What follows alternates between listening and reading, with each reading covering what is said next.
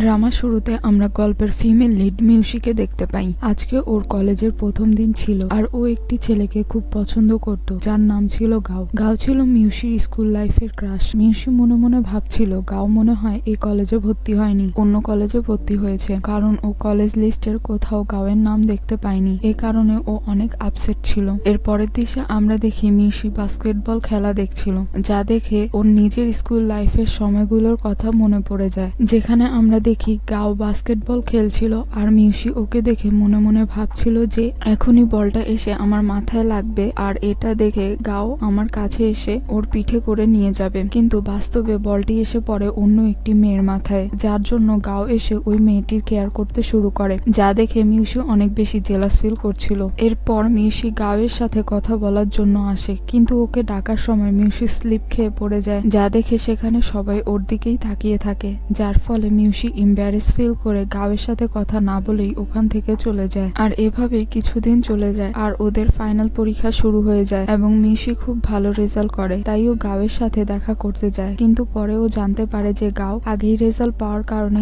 School ছেড়ে চলে গেছে, যার কারণে ওর আর গাওয়ের সাথে দেখা করা হয় না। এরপর সিন শিফট হয় বর্তমানে, যেখানে আমরা দেখি মিউসির ফ্রেন্ড গাওকে দেখে বলছে, দেখো ও কত হ্যান্ডসাম। এটা শুনে মিউসি বলে, কোথায়, আমি তো ওর ফেস ভালো করে দেখতেই পাচ্ছি না। তখনই হঠাৎ করে একটি বল এসে মিউসির মাথায় লাগে। এটা দেখে গাও মিউসির কাছে এসে মিউসিকে দেখে বলে, আরে তুমিও এই কলেজে ভর্তি হয়েছো? এই কথা বলে ও মিউসিকে হাত দিয়ে তুলে নেয়। এদিকে মিউসির এসব কিছু বিশ্বাসই হচ্ছিল না আর ও তো গাওয়ের দিকে এক নজরে তাকিয়ে থাকে, ক্রাশ বলে কথা। এর পরের দিন মিউসি লাইব্রেরিতে আসে কিছু বই নেওয়ার জন্য। তখনই সেখানে গাও চলে আসে আর মিউসিকে বলে, তুমি কি আজ সন্ধ্যায় আমার সাথে একটা রেস্টুরেন্টে যেতে পারবে? গাওয়ের মুখে এ কথা শুনে মিউসি তো অনেক খুশি হয়ে যায় আর বলে, হ্যাঁ আমি যেতে পারবো। এরপর মিউসি ভাবে গাও হয়তো আমাকে পছন্দ করে, এজন্য ও আমার সাথে ডিনার করতে চায়, আর এসব ভেবে ও অনেক খুশি হয়ে যায়। এরপর সন্ধ্যায় মিউসি অনেক সুন্দর করে রেডি হয়ে রেস্টুরেন্টে চলে আসে আর এখানে আসার পর মিউসি জানতে পারে গাও শুধু ওকে একা নয়, বরং ওর আরো কিছু ফ্রেন্ডদেরকেও এখানে ইনভাইট করেছে,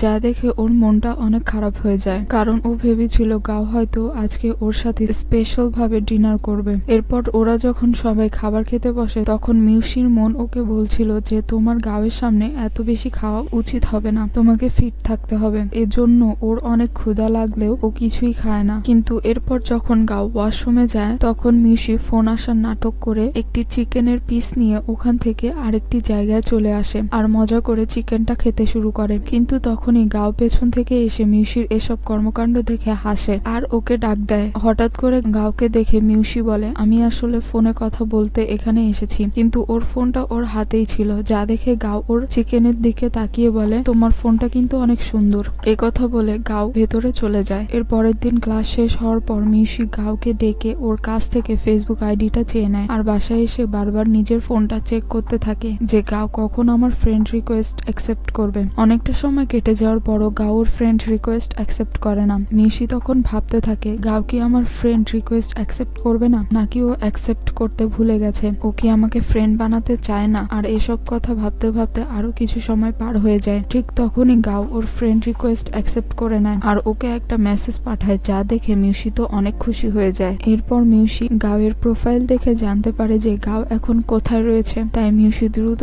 এক কাপ কফি নিয়ে সেই জায়গায় চলে যায়। এরপর ওর যখন গাওয়ের সাথে দেখা হয় গাও তখন ওকে জিজ্ঞেস করে, আরে তুমি এখানে কি করছো? এর উত্তরে মিউসি বলে, আমি তো এখানে ঘুরতে এসেছি। আর ও গাওকে বলে, কফি খাবে? আমি তোমার জন্য কফি নিয়ে এসেছি। এ কথা শুনে গাও বলে, তুমি এখানে ঘুরতে এসে আমার জন্য কফি নিয়ে দাঁড়িয়ে রয়েছো, তাই না? এই বলে গাও ছাদে চলে আসে আর মিউসিও ওর পিছু পিছু এসে বলে, এত জায়গা থাকতে গাও ছাদে কেন এলো? ও আবার আমাকে একা পেয়ে কিস করবে না তো? আর এসব কথা ভেবে মিউসি তো অস্থির। তখনই গাও ওকে বলে, তুমি ওইখানে দাঁড়িয়ে আছো কেন, এখানে আসো। এরপর মিউসি যখন গাওয়ের কাছে আসে তখন গাও মিউসির গালে হাত রাখে, যা দেখে মিউসি তো লজ্জা পেয়ে চোখ বন্ধ করে ফেলে, কারণ ওর মনে হচ্ছিল গাও হয়তো ওকে কিস করবে। কিন্তু গাও ওর গালে একটি থাপ্পড় মেরে ওর স্বপ্ন ভেঙে দেয় আর বলে, তোমার গালে মশা ছিল? তখন মিউসি চোখ খুলে বলে, হ্যাঁ মশা। এরপর গাও মিউসিকে জিজ্ঞেস করে, তোমার গালে হাত রাখার পর তুমি তোমার চোখ বন্ধ করেছিলে কেন? তুমি কি ভেবেছো আমি তোমাকে কিস করব? তখন মিউসি বলে,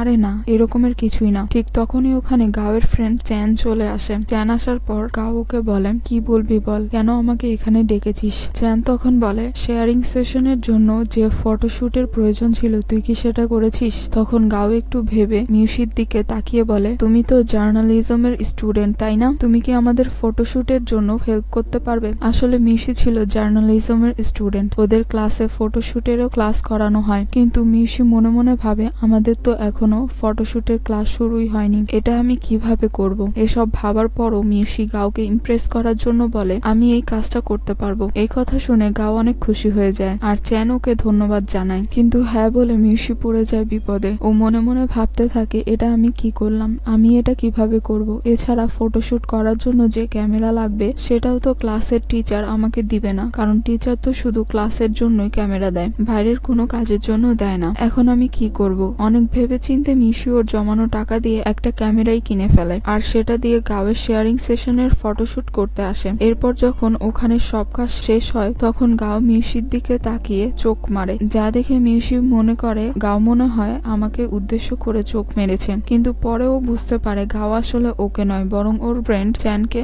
উদ্দেশ্য করে চোখ মেরেছে।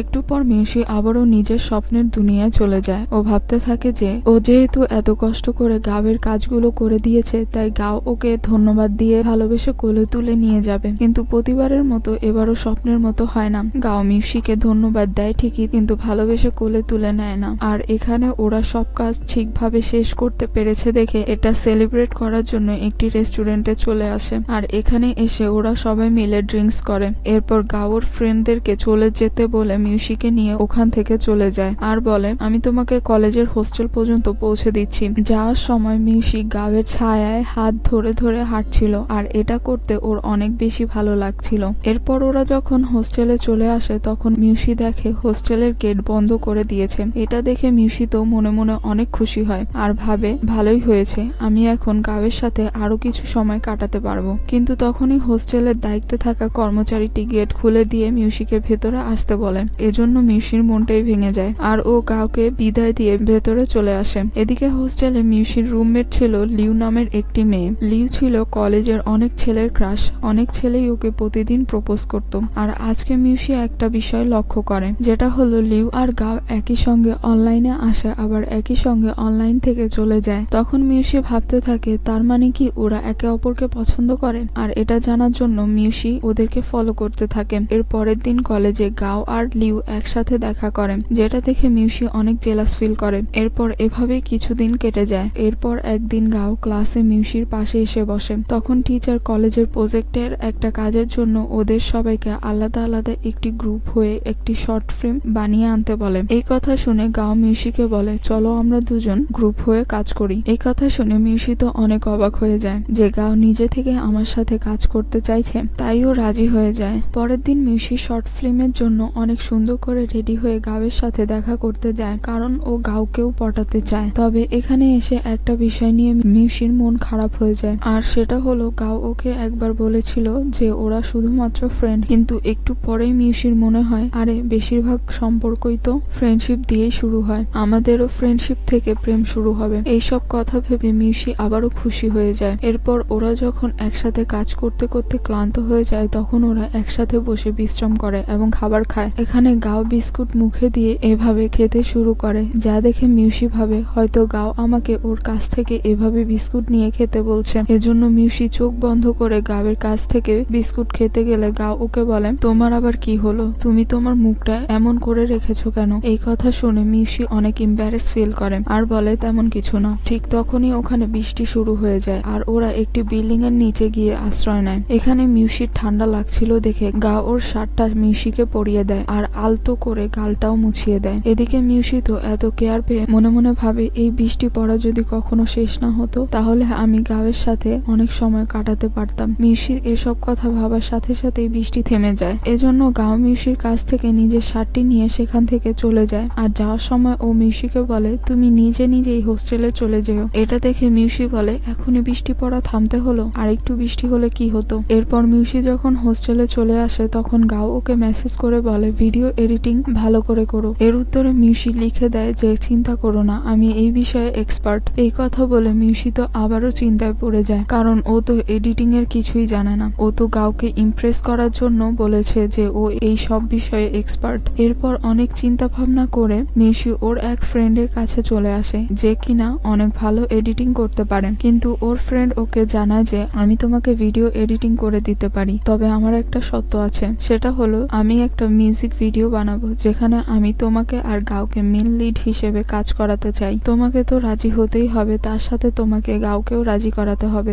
যা শুনে মিউসি তো হতবাক হয়ে যায়। এরপর মিউসি গাওকে অনেক কষ্ট করে রাজি করায়। এর পরের দিন মিউজিক ভিডিওর কাজ শুরু হয়ে যায়, আর এটা ছিল একটি রোমান্টিক মিউজিক ভিডিও। এজন্য মিউসিকে গাওয়ের অনেক ক্লোজ যেতে হচ্ছিল, যার ফলে মিউসি অনেক খুশি হয়ে যায়। এরপর ওদের আরেকটা সিনে গাও মিউসিকে বলে আমি চাইলেই কিন্তু তোমাকে আমার ট্র্যাপে ফাঁসাতে পারি। তখন মিউসি বলে আমি কখনোই তোমার ট্র্যাপে ফাঁসবো না। গাও বলে তাই তাহলে দেখা যাক তুমি আমার ট্র্যাপে ফাঁসো কিনা। এই কথা বলে ও মিউসিকে কিস করতে গেলে মিউসি তখন নিজের চোখ বন্ধ করে ফেলে, যা দেখে গাও হেসে বলে দেখেছো তুমি খুব সহজেই আমার ট্র্যাপে ফেসে গেছো। মিউসি তখন গাওকে নিজের কাছে টেনে নিয়ে বলে তুমি আমাকে ফাঁসাতে চেয়েছো, এই কারণে আমি ফাঁসিনি, বরং আমি তোমাকে অনেক বেশি স্পেশাল ভাবি। তখনই ডিরেক্টর কার্ড বলে আর ওদেরকে জানাই তোমাদের শুটটা অনেক ভালো হয়েছে আর রোমান্টিক সিনগুলো অনেক রিয়েল হয়েছে। এর পরের দিশে আমরা দেখি মিউসি গাওয়ের কাছে এসে ওকে লাঞ্চ করার জন্য ইনভাইট করে, কিন্তু গাও মিউসির সাথে